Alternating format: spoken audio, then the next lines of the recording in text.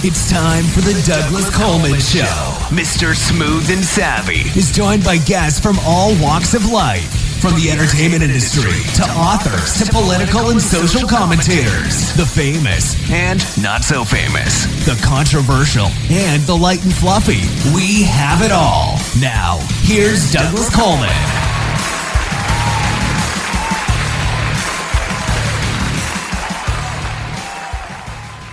Okay, please welcome to the Douglas Coleman Show, Michael Bodine. Hi, Michael. How are you?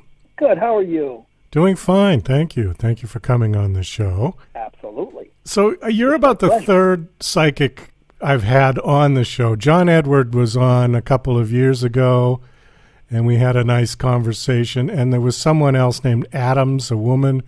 I don't remember her first name. After 700 interviews, It gets a little fuzzy.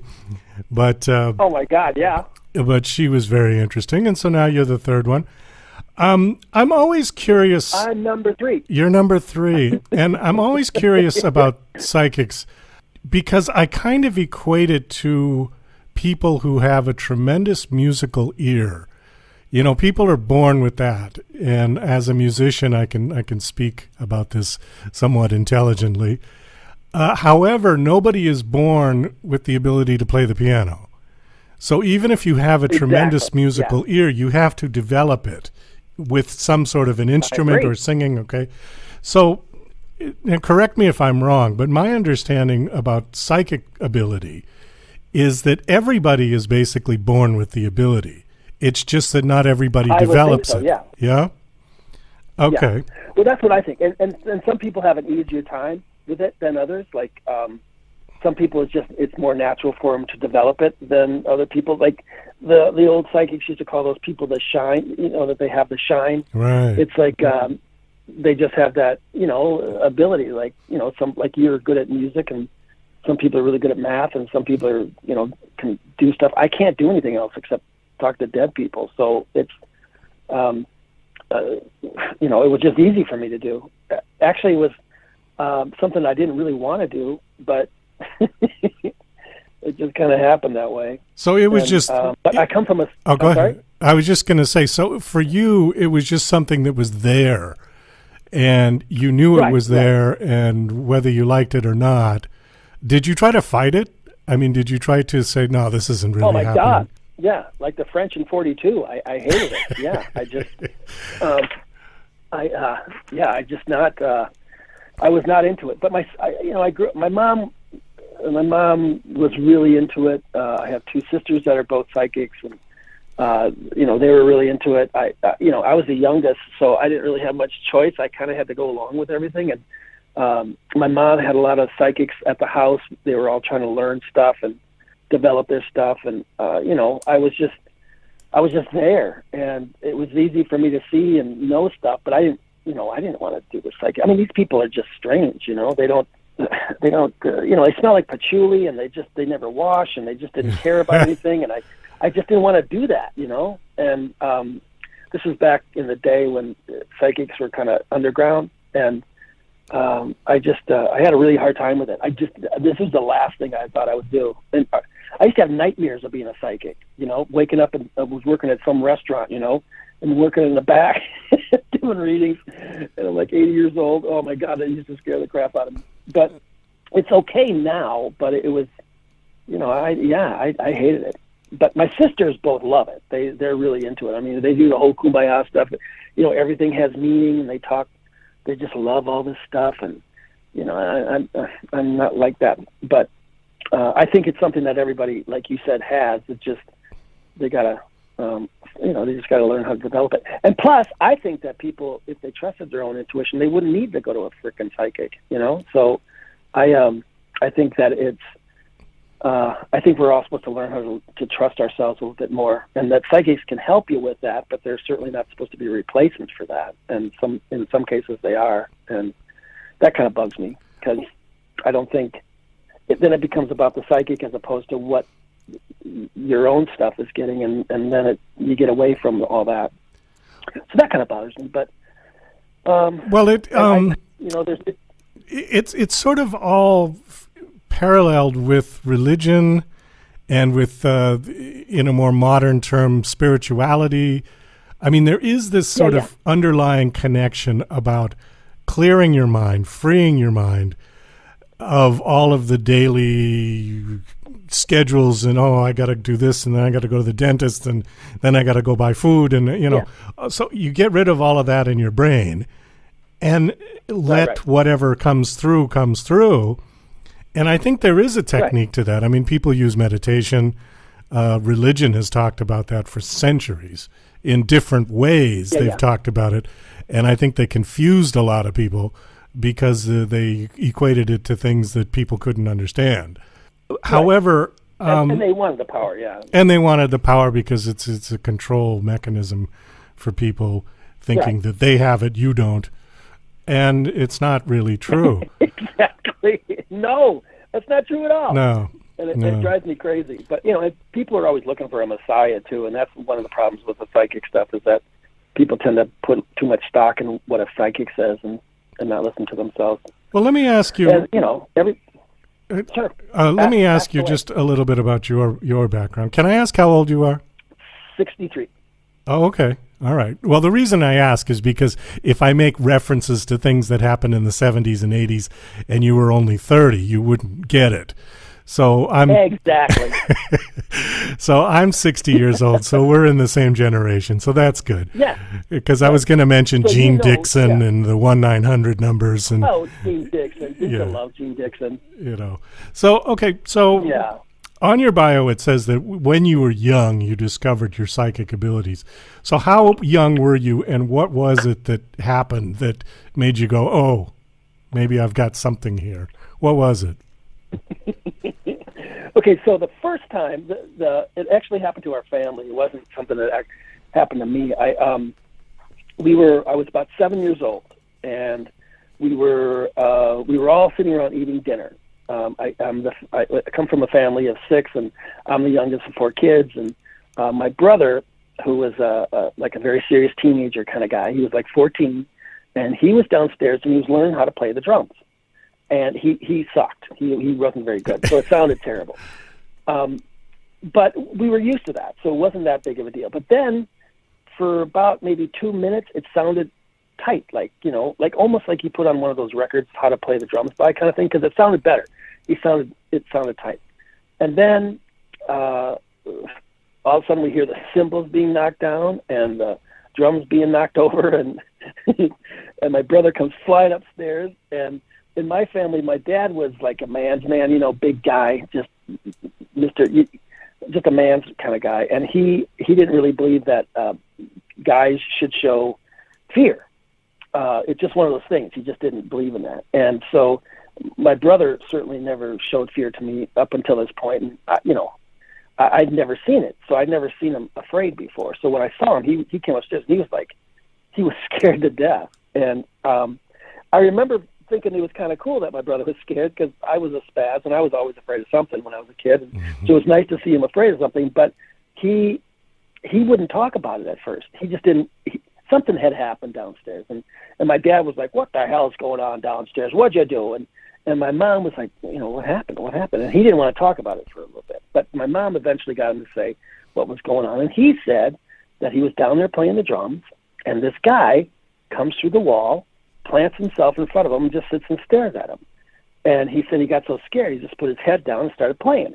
And he got, that's when it sounded good because the adrenaline was going, and he was playing really good. And then he looked up a couple times and he saw him and he was scared and he was like, "Oh, please just go away, please go away." And finally, whatever this was, acknowledged him and then moved to the other side of the room and left. And that's when he came flying upstairs. At the time, I remember thinking, whatever, we didn't believe in ghosts or we didn't really think of that stuff. And I figured, he'd broken the drums and he just didn't want to tell anybody about it. But he was scared.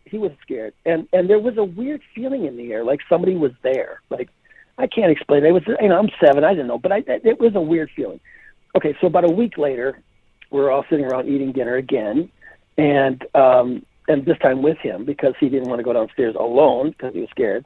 And we have this Lazy Susan, and on the Lazy Susan we have these salt and pepper shakers, and this salt shaker gets up as we're all talking and moves across the table and drops between my mom and my dad. And we were all looking at this thing. We all stopped talking. We all looked at this thing. It's like, how the hell is he doing that? Because we figured that he had hooked up some sort of pulley system, because we had been giving him so much crap about inviting his friend over for dinner and, hey, how's your friend, and that kind of stuff. And but when it dropped between my mom and my dad, everybody just went, whoa. And he started screaming, see, I told you there's something in this house. The place is haunted. You got to do something. And my dad was pissed, like, oh, come on, you can't stop doing this stuff now. You know how this stuff. And my mom was like, wow, what's going on? And we were all like, God, how'd you do that? And anyway, it was that weird feeling in the air again. And then more and more stuff started happening. Like, you'd walk into some place and somebody would tap you on the shoulder and you'd turn around and nobody was there. Or you'd open up a cupboard and something would slide out in your hand and you'd think, well, geez, that's odd. But you didn't really attribute it to ghosts or anything. You never thought, oh, my God, there's ghosts. That was the last thing that I think we thought of. But lights would go on and off. You could hear tapping noises under the stairs. And we all attributed it to all sorts of different things, like maybe the house was old, even though we had it built, and maybe we didn't pay the electric bill, and whatever. We just kept thinking of different things.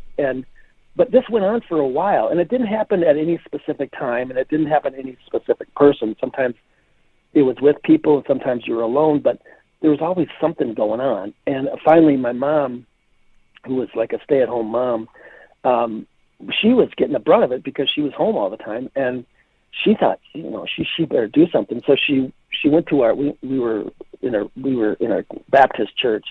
We'd go every Sunday, and she went and talked to the minister there, and the guy said that maybe she was having female issues. Maybe she needed to go to a gynecologist. So she goes to the gynecologist, and the gynecologist says, no, there's something mentally wrong with you.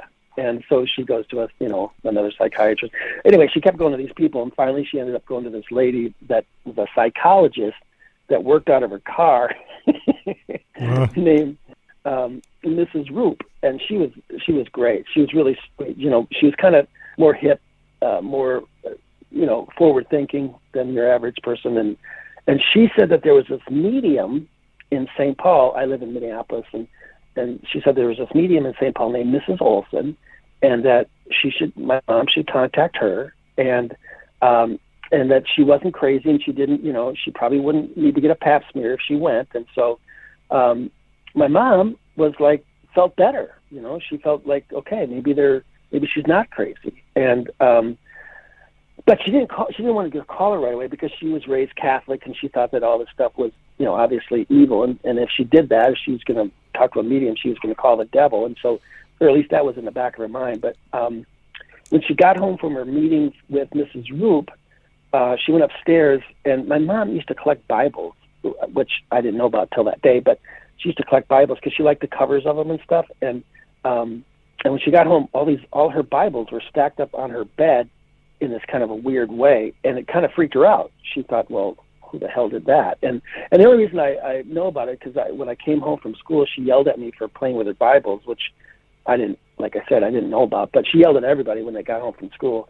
But she put the Bibles away, and she made dinner, and we all ate. My dad was on a business trip, so we ate, and we were talking, and she goes upstairs for something, and she screams, and we all go upstairs, and in her bedroom, the Bibles are stacked on the bed again.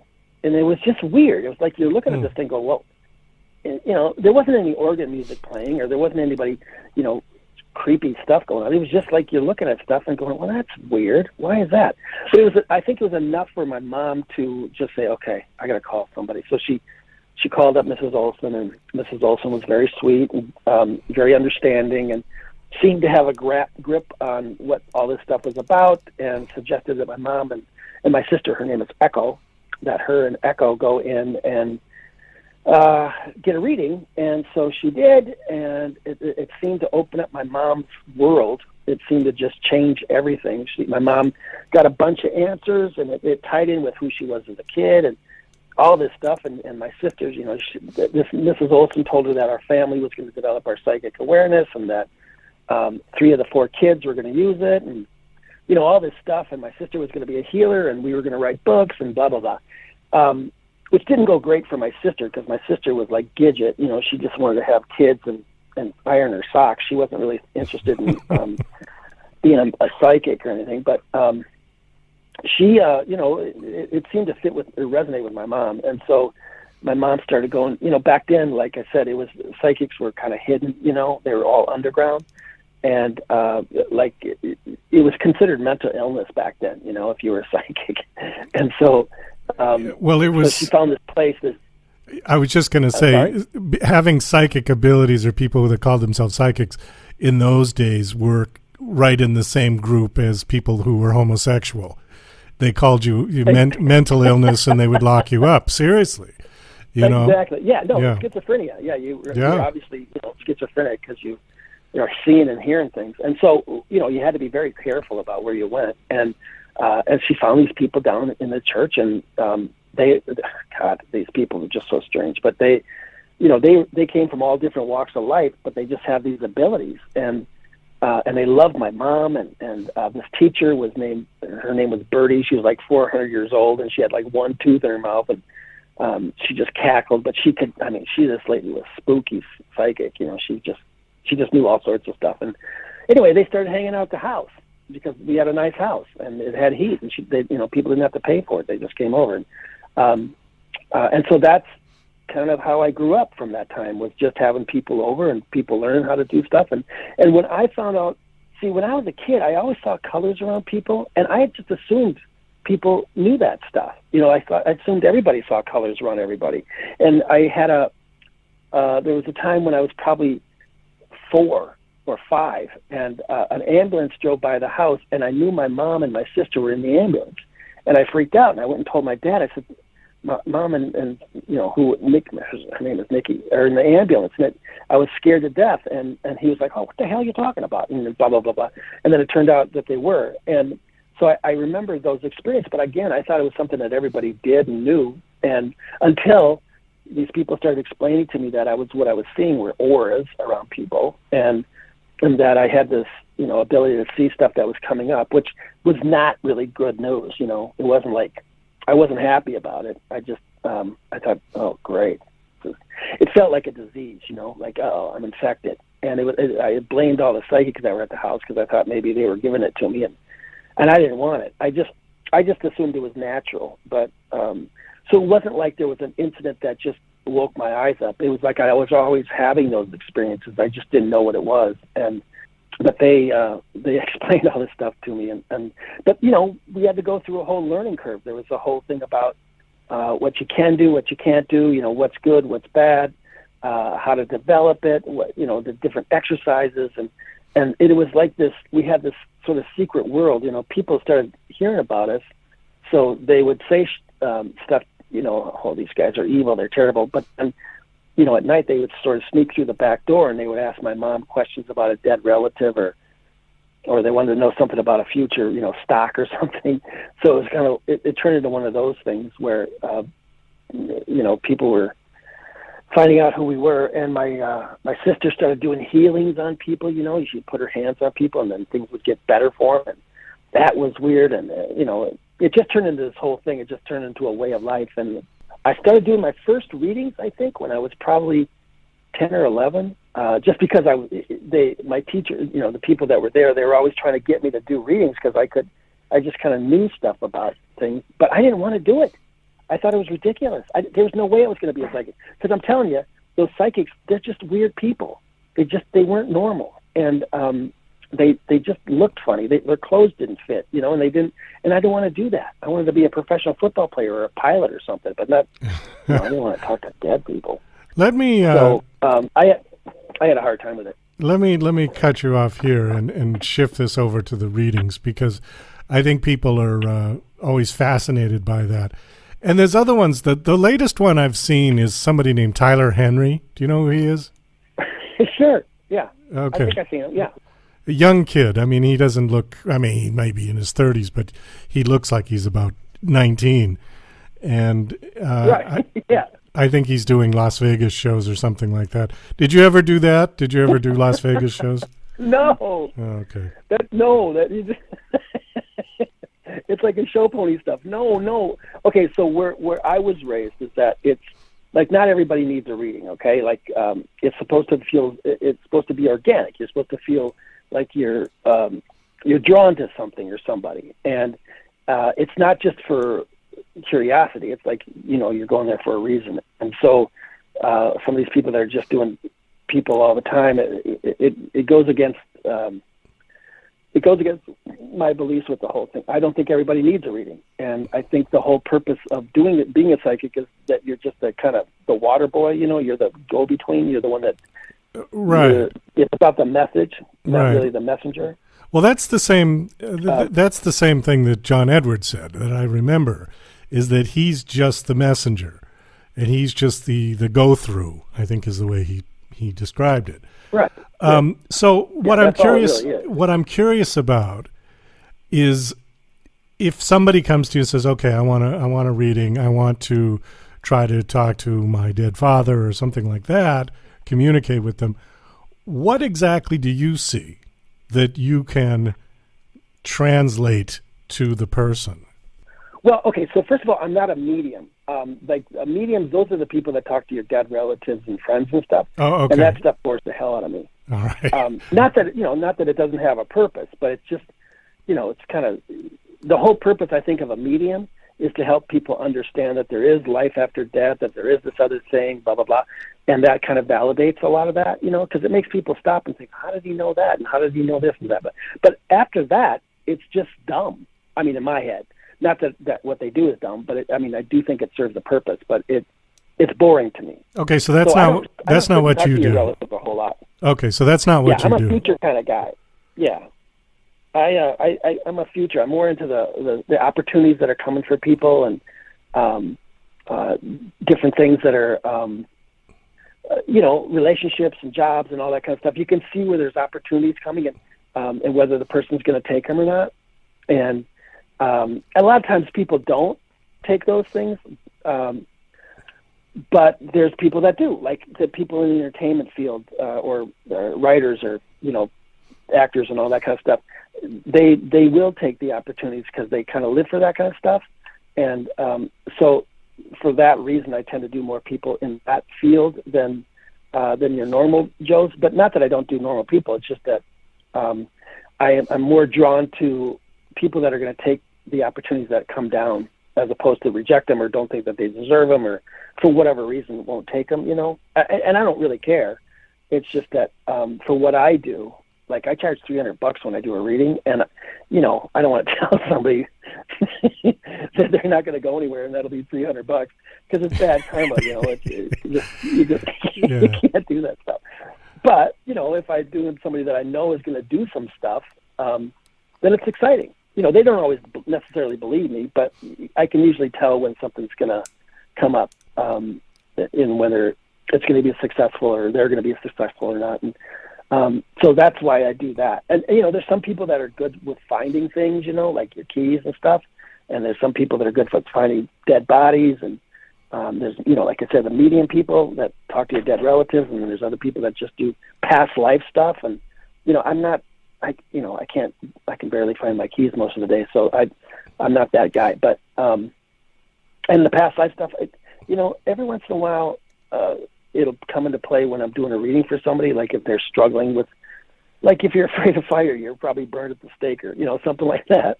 But I don't really do a lot of whole past life stuff. But there's people that are really into that. My stuff is pretty simple. Have you ever had somebody try to drag you to the blackjack table?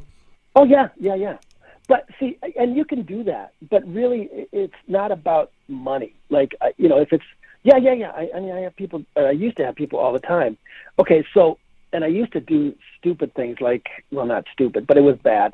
But to answer your question, yeah, they do. But it's really about teaching them how to use their own intuition so they don't have to freaking call it psychic. They have to learn how to trust their own stuff. And so they can pick up on their own numbers and all that stuff. But it's for a bigger thing. It's not just so that they can make money at the blackjack table. It's so that they can learn how to trust their intuition. Well, that's good. That's what you're supposed. Yeah. That's what you're supposed to do it for. I mean, it just reminded me of that scene from Rain Man, where when he finally figures out what he can do with Dustin Hoffman's unique ability, and he takes him right to the blackjack table. And right. Well, which is kind of what people do, but there's a bigger reason for all this stuff. It's not just there's a bigger reason. Like even in that movie, he learned about family and he learned about love, and learned about love. Bigger reason. Yeah, and in the end, he didn't care about that. He just wanted a relationship with his brother. Right. Exactly. Yeah. Which is what it's supposed to be about, not about the dough. Good happy ending. Michael, we got to wind this down. Unfortunately, we are just running out of time here real quick. You've got 2 books out. The first one is Growing Up Psychic. Is that kind of a life story? Yeah. It's just kind of a humorous look at growing up in a psychic family, because I don't take it as seriously as most people. Okay. And then the second book is A Psychic's Life. Right. And that was supposed to be called 7 Reasons Why Not to Go to a Psychic, but my publisher didn't want to do it. It's mostly just about how people, that they have their own intuition, that they can trust it. And stories about other things with other people that aren't psychic that have these things. And, I just don't, I think people put too much emphasis in the psychic as opposed to the message. So that's why the second book was written. Okay. Last question. Do you have a website you want to give out? I guess, just michaelbodine.com. People find me. I don't advertise. It's all word of mouth mostly. So it's not. Yeah, I mean, if they want to find me, just look up michaelbodine.com or Dead Guys Are Us, I guess. Right. Yeah. Okay. All right. Are you on social media? It's media? an R, not an ARE, but yeah. Are you on social media? And I don't. I'm supposed to, but come on, that stuff drives me nuts. But I know I'm supposed to, but I don't. Right. But people can find me. We'll put michaelbodine.com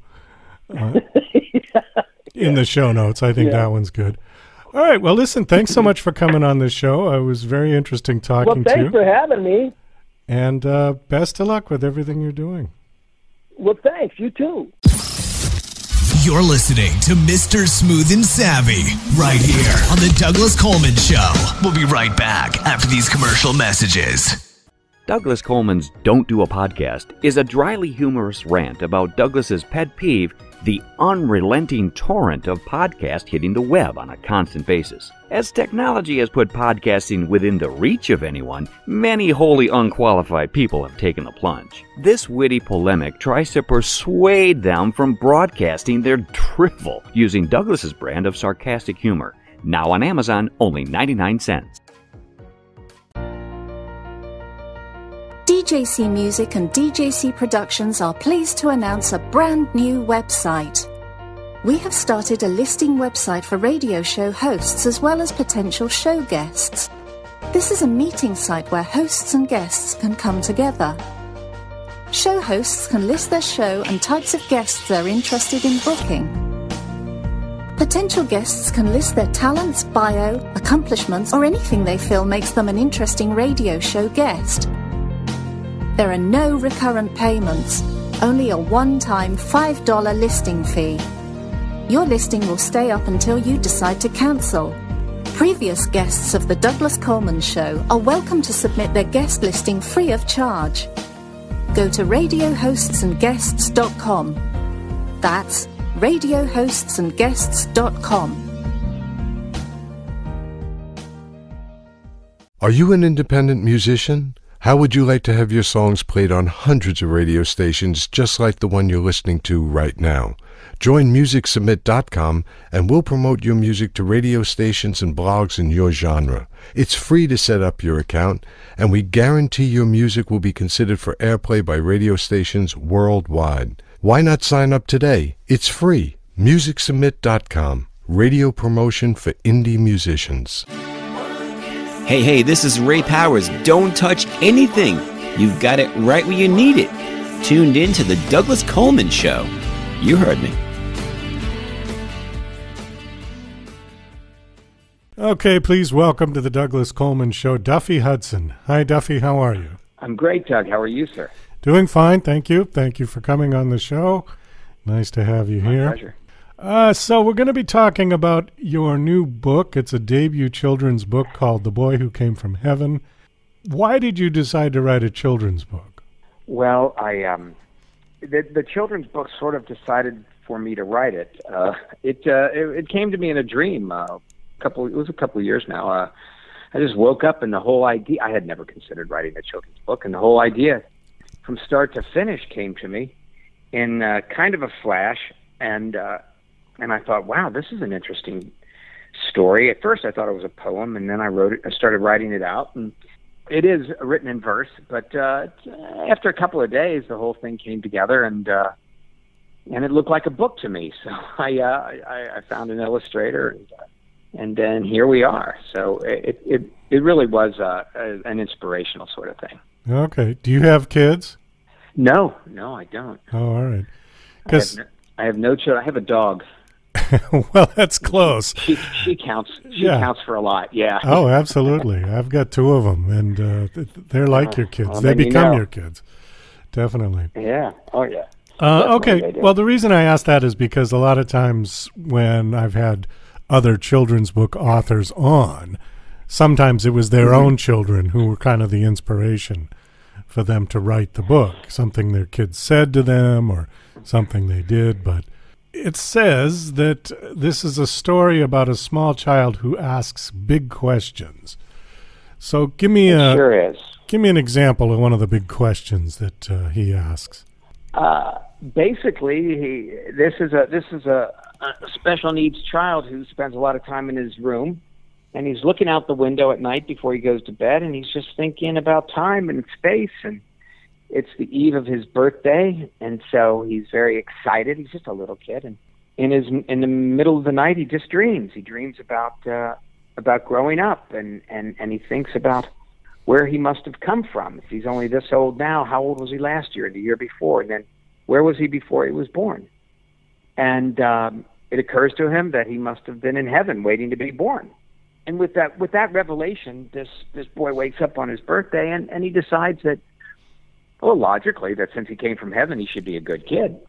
So he starts to monitor his own behavior and to do things that he thinks that he thinks are appropriate, that he thinks are right, that he starts living a good life. And he helps his mom, and he cleans up his room, and he helps make his birthday cake, and he picks up a penny from the ground, and it's all dirty, and he shines it up, and he puts it back on the floor for someone else to pick up and have good luck.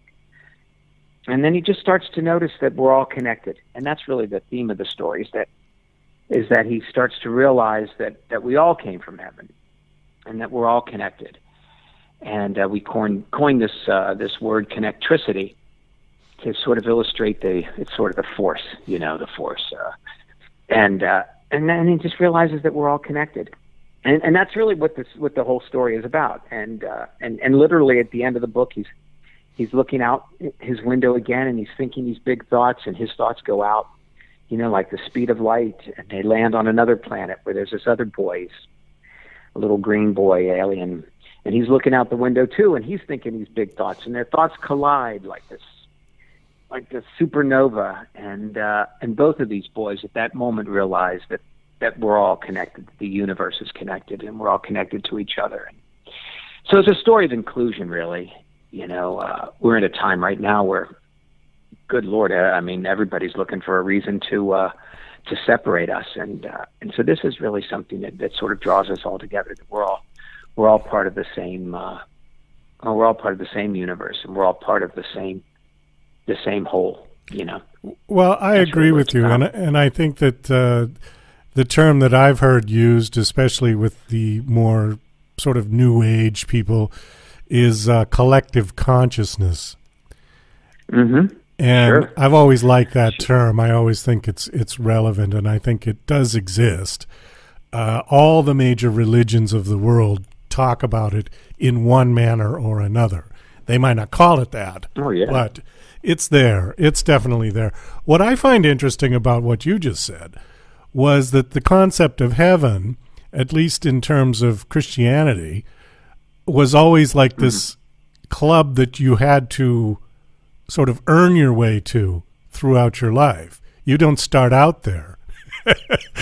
You end up there after you're dead, if you're a good boy and you didn't sin too much and you repent and do all of that. So I like the idea that, we start out there. I think that's great. That's wonderful. I think, and it's the term, the the term heaven, obviously, you're right. It's been portrayed as a club that I can go to, but you can't go to, and especially if you do this, then you're never going to be. But we don't have the keys to that place. That's in someone else's hands, and so we really don't know who's going and who's not going. But I thought using that place, that term, created such an image in people's minds, and for a little boy. Having this thought that that's where he came from, it sort of fit the narrative of him realizing that we're all connected and that he should be good, and that's really the focus of the story. I mean, you do get the idea that, everybody has the idea that you got to be good to go to heaven, right? So I guess that's when he wakes up, he figures he's got to be good because he already came from heaven, and hopefully, of course, he'll go back. Well, you got to be good to go to heaven, and good is a very relative concept because... Yeah, there was a great song. Back in the day where, I can't remember who sang it, but it was a comedy song. Everybody wants to go to heaven, but nobody wants to die. Really funny. It was a funny song. That's a great line. Do you remember who did that song? Because I don't remember the song. I can't remember it. But it was on some one of those variety shows back when we were all kids. Okay. All right. Well, listen, it sounds like a great book. The book is out now. Is it available? Yeah, it's Olympia is the publisher. It's available on Barnes and Noble and Amazon, both online. And it's in a handful of stores, but not enough.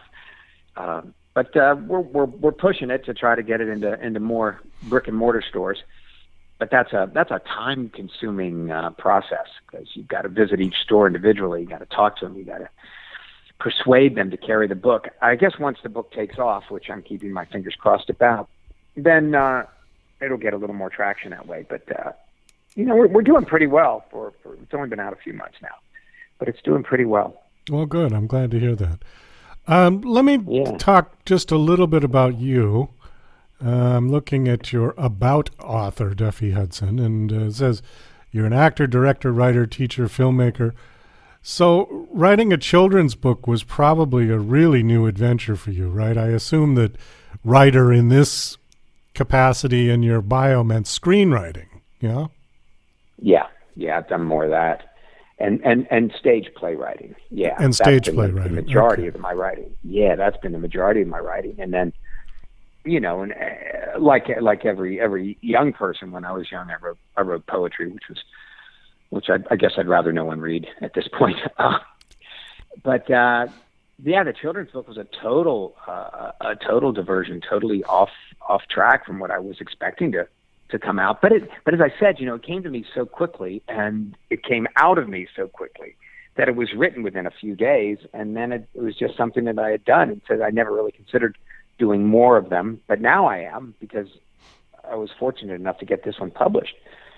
So they've asked for me to write more, and I'm like, okay, well, so I'm working on a series of adult fairy tales that I think will be a larger compilation, larger book. Adult fairy tales. When you said that, I don't know how old you are, but there was a show on in the 60s called Rocky and Bullwinkle, and it was a cartoon. And part of their series was called Fractured Fairy Tales. Yeah, I remember that. You remember that? Okay. That was really, those were great. Oh, they were fantastic because they were on two levels, one for the kids and one for the adults. There was double entendre through the whole thing. Definitely. Yeah. Definitely. It was very, very intelligently done. And that was Edward Everett Horton that you did the narration. Yes. And I believe it was his grandfather. That opened for Abraham Lincoln at the Gettysburg Address. Oh, well, there's some trivia. I didn't know that. Okay. I'm pretty sure it was his grandfather. Interesting. Very cool. So, but that was really funny. So it's sort of along those lines. They're kind of fairy tales. A lot of them are about love and about heroism and about adventure, but they're written in a way. They're written almost in a fairy tale sort of way. A little bit of a little bit of a lesson to be learned that we can all take away from it. And I think I'll probably go back to my illustrator and have her do some illustrations for that. Okay. Interestingly enough, this book, as I was doing the initial research on submissions, all the publishers said, don't get it illustrated. Just send us a manuscript. That's all we want. We don't want any illustrations, because if we like it and we want to illustrate it, we have our own illustrators. And Doug, I sent this out to 250 publishers. Wow. And I got one rejection. I got one rejection letter, and the rest was just crickets. And I got it. Then it sat in a drawer for a while, and then I got it illustrated. I sent it out to 8 publishers, and I got 4 responses and 3 offers, I think. So the conventional wisdom, Yeah, the lesson really here worked is, for me. yeah, the lesson Do it here is yourself. do it yourself. Get it out. Yeah, I agree. Let me ask you a little bit about your one-man show that I see on here. What is the show about? I have 9 one-man shows. Oh, so it started out okay. years ago. I was contracted by a booking agency.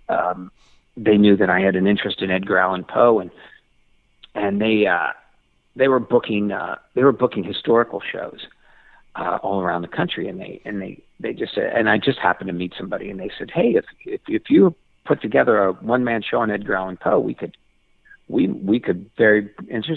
be interested in booking it. Actors are always looking for a job. And I said, sure, okay, fine. And I sort of forgot about it. And then, hilariously, a week before they wanted me to do the first performance, they called me. And they said, we had booked you to do your Edgar Allan Poe show. And I'm like, oh, my goodness, really? Okay. When? And they said, Thursday. And I'm like, oh, my gosh. So I had a week to put the first one together. And luckily, I had that week available to just dedicate to it. And that turned out very well. And I did that for a few years. And then I started creating, clients, people that really liked it, that would ask me to come back and do it again. And then they said, boy, it'd be great if you had another show, because then we could book you again. And I'm like, wow, okay, this is more work. And so I created a one-man show on Einstein. And these are all about an hour long. And they're biographical pieces where you tell the story of their life and the main influences, along with their major work. So with Poe, you're telling the story of his life and his influences, but you're doing the Telltale Heart. You're performing the Raven. With Einstein, you do the same, but you're telling the story of relativity and E equals MC squared and those kind of things that are needed. And I do a one-man show of Houdini, where obviously that's you do magic. interesting. I do George Burns. Yeah, Houdini's fun. George Burns George would be Burns. fun. Yeah. Great fun. Yeah. God, so much fun.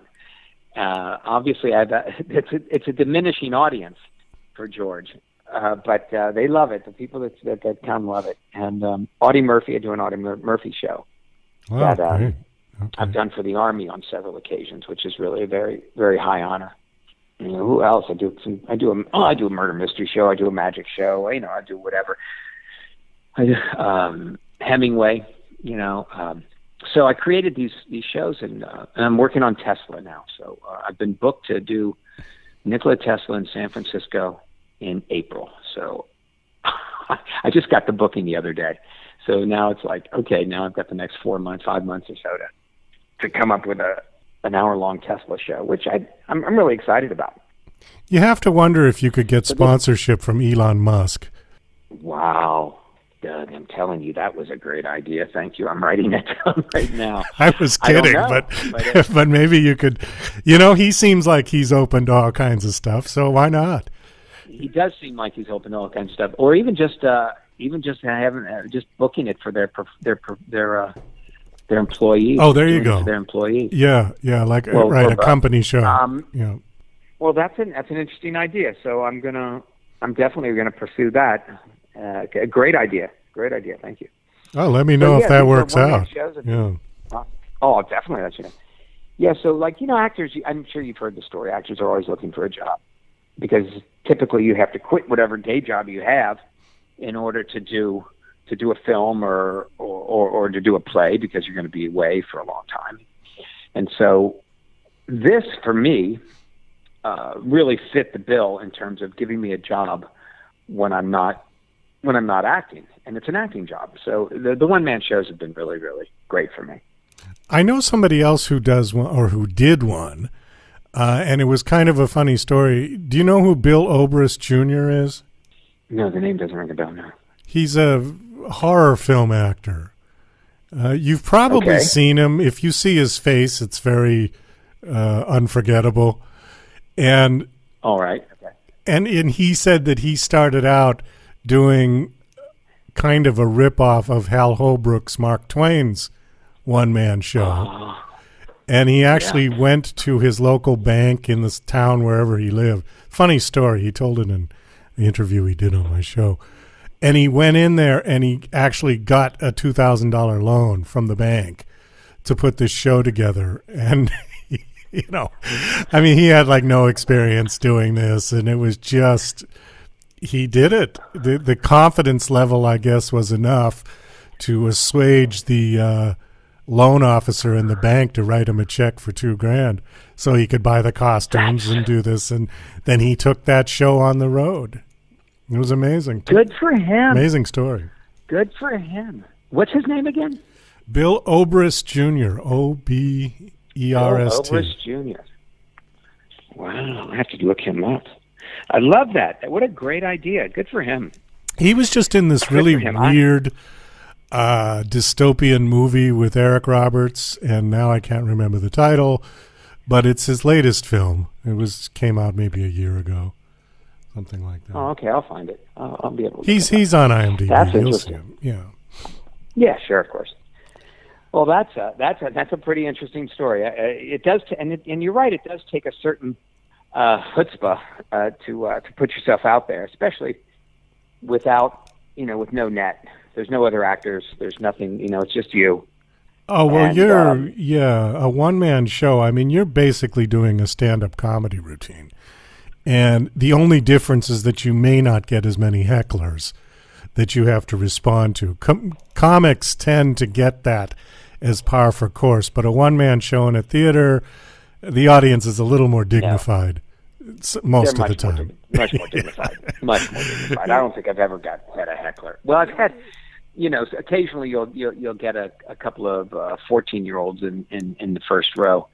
Taking photos of the show and then texting the photos to each other, although they're sitting right next to each other. Oh, God. And that's about as bad as it gets. Yeah. And the occasional bag of potato chips. But for the most part, people are pretty respectful. Well, it sounds like you got your plate full. So the book is out. You said it's available now. The book is called The Boy Who Came from Heaven. My guest is Duffy Hudson. We do have to wind this down. Where is your one-man show, or which one are you doing currently, or are you? Well, I'll be in Phoenix, Arizona, in 2 weeks at the Theater West, and I'll be doing Edgar Allan Poe and Houdini there. It's actually Peoria, Arizona, right? It's a suburb of Phoenix. And then actually next week I'll be in Paso Robles, California, and I'll do. We do Edgar Allan Poe there. And then in December, I'll be all over the state of Florida, God willing, performing A Christmas Carol. I do the entire novel in about 75 minutes, play all 30 characters. It's pretty intense and a lot of fun. But of course, Florida has its issues going on right now, so I will know in a couple of weeks if that is a go, or if we'll have to postpone that. Hopefully they. Yeah, and then I'll be in Cincinnati, Ohio, actually in November. Go ahead. Okay, I was just going to say, hopefully they'll have Florida put back together by Christmas. Well, that's what all my Florida friends say. Well, we're pretty resilient here. We're gonna have the place back up. But if you've seen some of the photos, you look at wow. It was a bad one. Yeah, it was. I mean, they get hit with a hurricane every year, but this was a bad one. So this was a bad one, yeah. Yeah. Well, God bless him. We'll see. Yeah, that's what we say. That's what the boy who came from heaven says. That's what he does. Duffy, thanks so much for coming on the show. Do you have a website you want to give out? I do. It's my name, DuffyHudson.com. Okay, great. And that's just DuffyHudson. And the book, The Boy Who Came from Heaven, is out there. It's a great gift for your kid. It's a great story for adults to read as well. I mean, it's a kid's story, but I can see adults reading it and getting copies for themselves. Actually, it's just got a really wonderful message, and the illustrations are phenomenal. This illustrator, Haley McLaughlin, she's just fantastic. Oh, super! So I can't recommend it enough. Well, thanks so much for coming on the show. It was nice meeting you. Nice talking to you. And best of luck with everything you're doing. Pleasure's mine, Doug. Well, thank you, and good luck with this podcast, and I look forward to hearing it.